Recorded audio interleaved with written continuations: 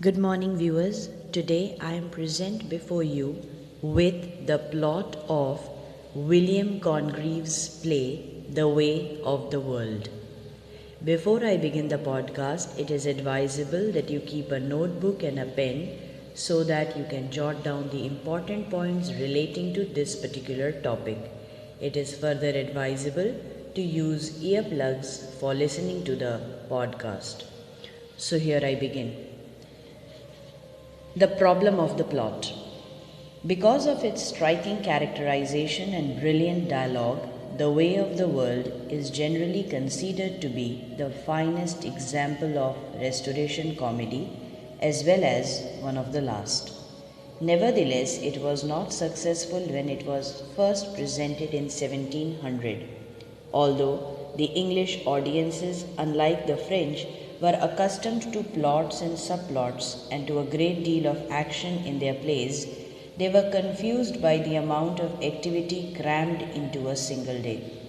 The Way of the World had only a single action to which everything was related, but it included a scheme and a counter plot to frustrate the scheme, and then moves to foil the counter plot. There were too many episodes, events, reversals, and discoveries, most of them huddled in the last acts, and they demanded too much of the audience. If the difficulty was ever overcome in a performance, it was only when actors and director were completely conscious of their problem.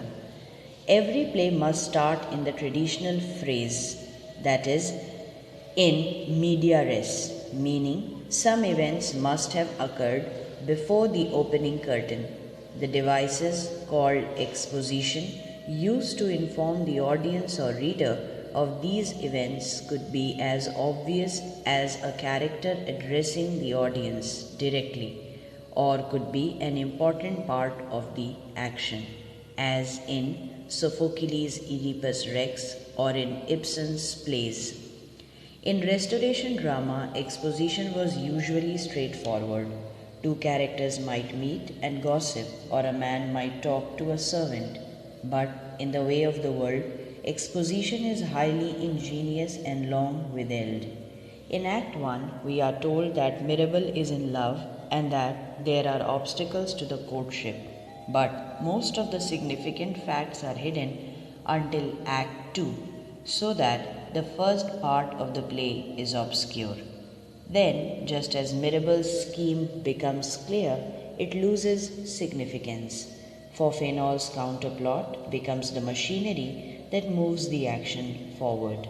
It is therefore worthwhile to trace the story in chronological order.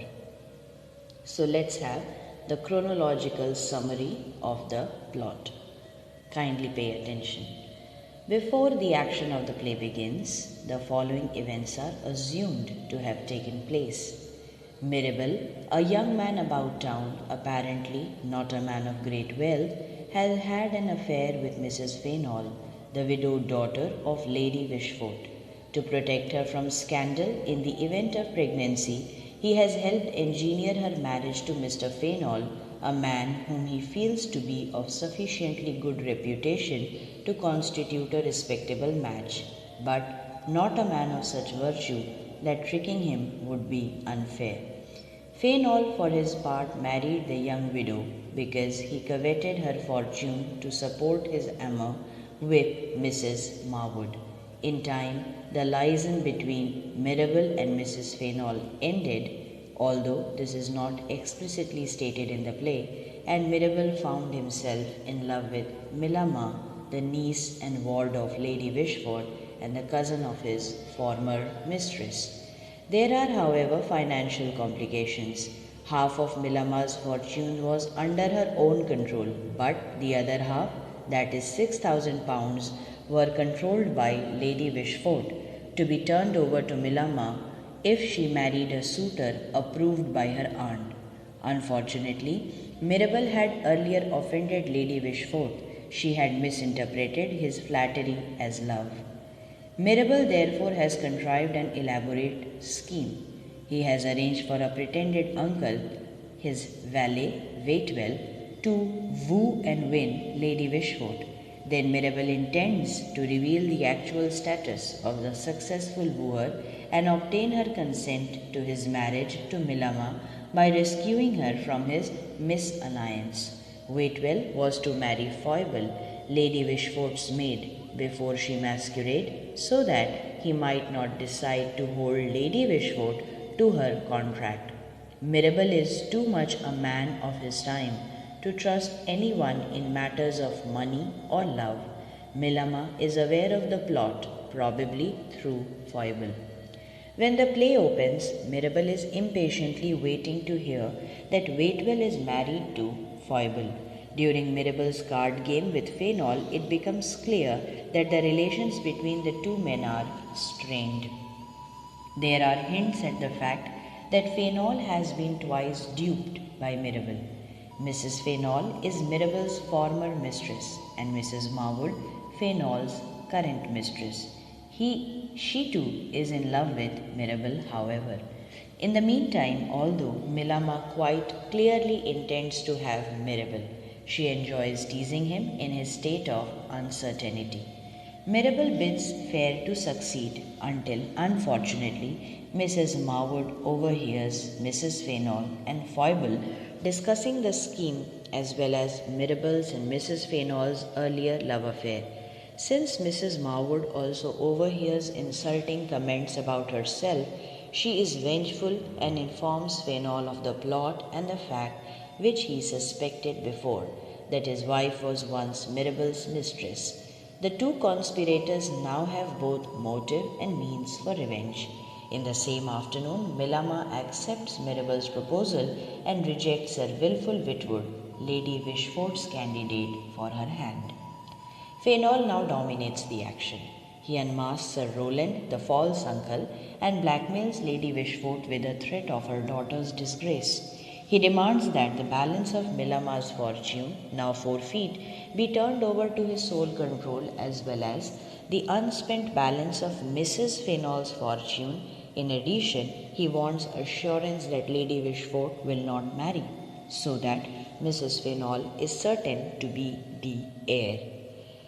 This move of Fainall's is now countered. Milama says that she will marry Sir Wilful Witwoud to save her own fortune. Fainall insists that he wants control of the rest of his wife's money and immediate management of Lady Wishfort's fortune. When Mirabel brings two servants to prove that Fainall and Mrs. Marwood were themselves guilty of adultery, Fainall ignores the accusation and points out that he will still create a scandal which would blacken the name of Mrs. Fainall unless he gets the money. At this point, Mirabel triumphantly reveals his most successful ploy. Before Mrs. Fainall married Fainall, she and Mirabel had suspected the man's character, and she had appointed her lover trustee of her fortune. Fainall is left with no claim to make, because Mrs. Fainall does not control her own money. He and Mrs. Marwood leave in great anger. Sir Wilful steps aside as Milama's suitor. Lady Wishfort forgives the servants and consents to the match of Mirabel and Milama. So this was the plot summary of Congreve's play, The Way of the World.